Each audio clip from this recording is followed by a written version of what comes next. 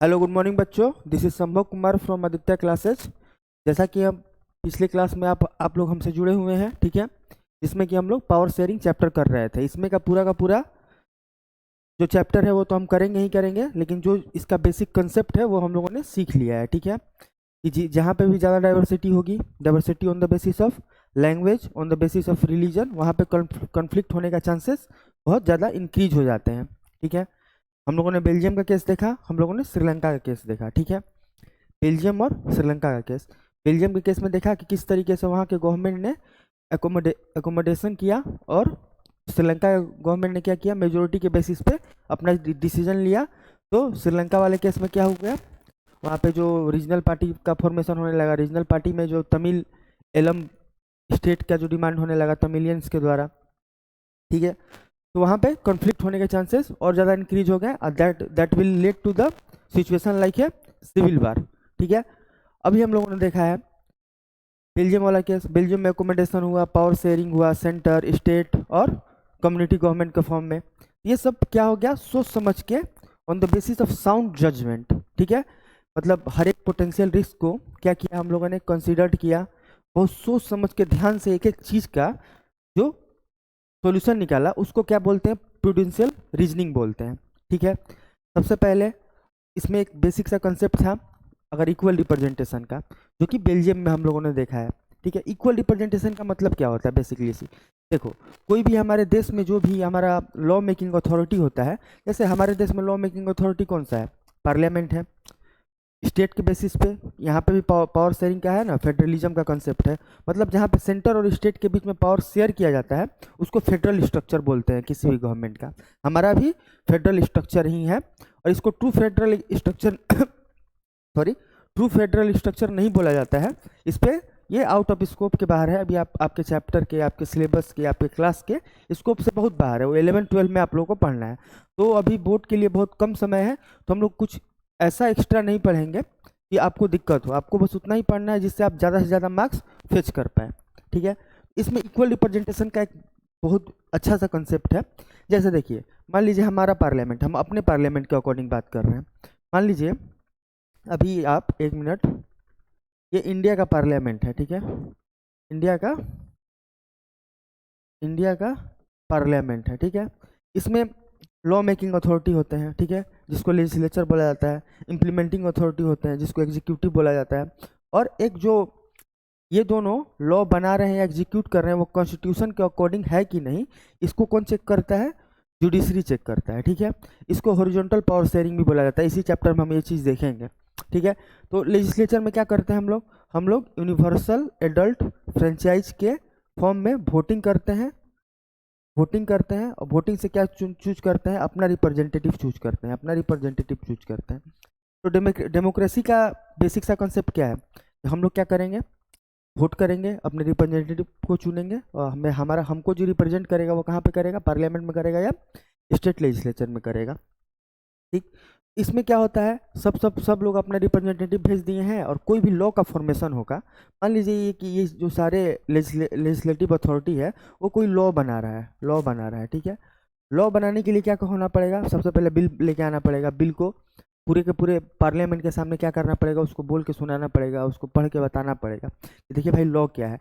Law में यहाँ पे जो लॉ बनेगा, तो लेजिस्लेचर में कौन है भाई, लेजिस्लेचर में सारे के रिप्रेजेंटेटिव है। तो जो सारा का सारा कम्युनिटी अपने अपने लोगों को भेजा हुआ है चुन के, वो देखेगा कि ठीक है हमारे कम्युनिटी को ये हार्म तो नहीं कर रहा है, हमारे कम्युनिटी के लिए अच्छा है या बुरा है, तो समझ के उसको, उस फैसला को, मतलब जो लॉ होता है उसको या तो यस बोलेगा या तो नो बोलेगा, ठीक है। यानी उसको अथॉरिटी देगा या नहीं देगा।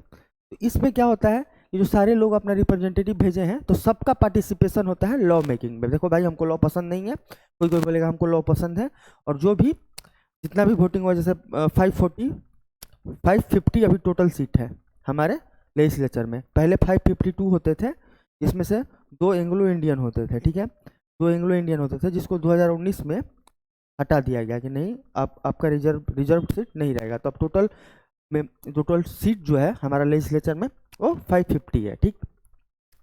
तो ये जो 550 लोग हैं, और अवेलेबल कितने हैं अभी, 543, ठीक है।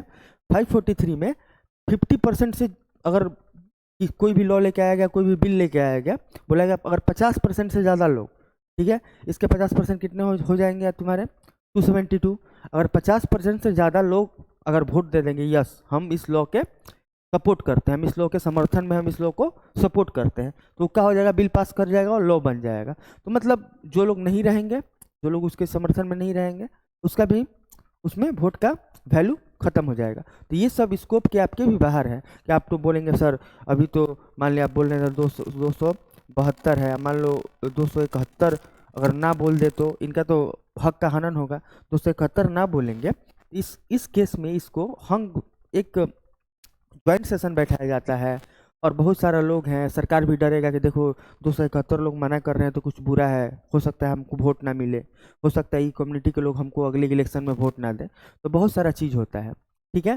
तो ये वाला कंसेप्ट इक्वल रिप्रेजेंटेशन का कंसेप्ट होता है। यहीं का सेम टू सेम कहाँ पे फॉलो किया गया था, सेम टू सेम बेल्जियम में यहीं फॉलो किया गया था।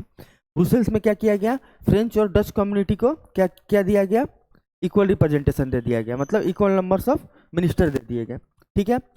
स्टेट गवर्नमेंट में क्या दिया गया, सेंटर और स्टेट के बीच में इक्वल पावर शेयर किया गया कि कोई किसी स्टेट को ना लगे कि सेंटर हमारे ऊपर चढ़ रहा है अपना मनमानी, अपना ट्रैनी मतलब मनमाना राज्य, मनमाना राज्य को चलाना होता है, ठीक है। तो अपना ट्रैनी हम पे इस्टेब्लिश ना करे, ठीक है। ये वाला केस क्लियर हो गया। और जो मार्जिनलाइज सेक्शन थे, जो बहुत कम थे, जो माइनॉरिटी में थे, जैसे जर्मन, उनको भी एक कम्युनिटी गवर्नमेंट दिया गया और बोला गया कि आपके गवर्नमेंट में, आपका जो गवर्नमेंट होगा सिर्फ आप ही के लोग उसमें वोट कर सकते हैं और आप ही के रिप्रेजेंटेटिव रहेंगे, तो आपके कम्युनिटी पे कोई अपना रूल इस्टेब्लिश ना कर पाए, अपने ट्रेनी को थोप ना पाए आप पे, तो आप भी अपना रिप्रेजेंटेशन रखिए और आप अपने कल्चर के हिसाब से, अपने लैंग्वेज के हिसाब से आप अपना रूल बना सकते हैं। ये पूरा का पूरा एकोमोडेशन बेल्जियम हुआ। सिंपली क्या होगा, मेडिटेरेनियन व्यू क्या यहाँ पे आया, कहाँ पे आया मेडिटेरियन व्यू, श्रीलंका में आया, ऑब्वियस सी बात है। श्रीलंका में क्या किया गया, वहाँ के गवर्नमेंट क्या किया गया, देखो भाई सिन्हाली ज़्यादा लैंग्वेज में है, ज़्यादा नंबर में, सॉरी, तो सिन्हाली लैंग्वेज वाले ज़्यादा नंबर में है, तो इनको प्रिफरेंशियल पॉलिसी उनके लिए बना दिया गया। देखो जॉब में तुमको अपॉर्चुनिटी है, जॉब में रिजर्वेशन है, तुम घर बनाना चाहते हो, तुम कुछ भी करना चाहते हो, तुमको छूट मिलेगा, और जो माइनॉरिटी में है उनको छूट नहीं मिलेगा। इससे क्या हो गया, माइनॉरिटी का फीलिंग ऑफ एलिनेशन जाग गया माइनॉरिटीज़ में, और उनको लगने लगा कि देखो हमको भाई अपने ही देश में क्या किया गया है, पीछे ढकेल दिया गया है, हमारे साथ डिस्क्रिमिनेशन किया जा रहा है। तो वो लोग क्या किए, अपना अलग स्टेट का मांग करने लगे, ठीक है, जहाँ पे वो मेजोरिटी में थे। तो ये पूरा का पूरा श्रीलंका का केस बिगड़ गया, रायता फैल गया, और वहाँ पे क्या हुआ, सिविल वार का कॉन्फ्लिक्ट हो गया। सिविल वार क्या होता है, अपने ही देश के लोग अगर आप आपस में ही लड़ने लगे उसको सिविल वार, गृह युद्ध बोला जाता है, ठीक है। तो पूरा का पूरा चैप्टर का यही था। और पावर शेयरिंग एक बहुत इसेंशियल, बहुत ही इंपॉर्टेंट चैप्टर है, इससे जनरली क्वेश्चन आते ही आते हैं, ठीक है। इसके बाद हम प्रूडेंशियल रीजनिंग पूछेंगे, इससे क्वेश्चन आ चुका है, ये बहुत आपको ध्यान से देखना है। प्रूडेंशियल रीजनिंग क्या होता है वो देखते हैं हम लोग।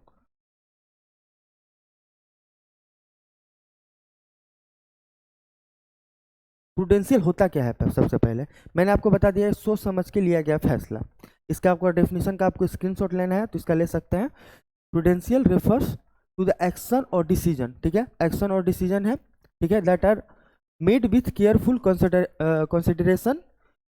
Consideration of potential risk and consequences. Consequences मतलब किसी चीज का आउटकम, किसी भी डिसीजन का आउटकम, ठीक है।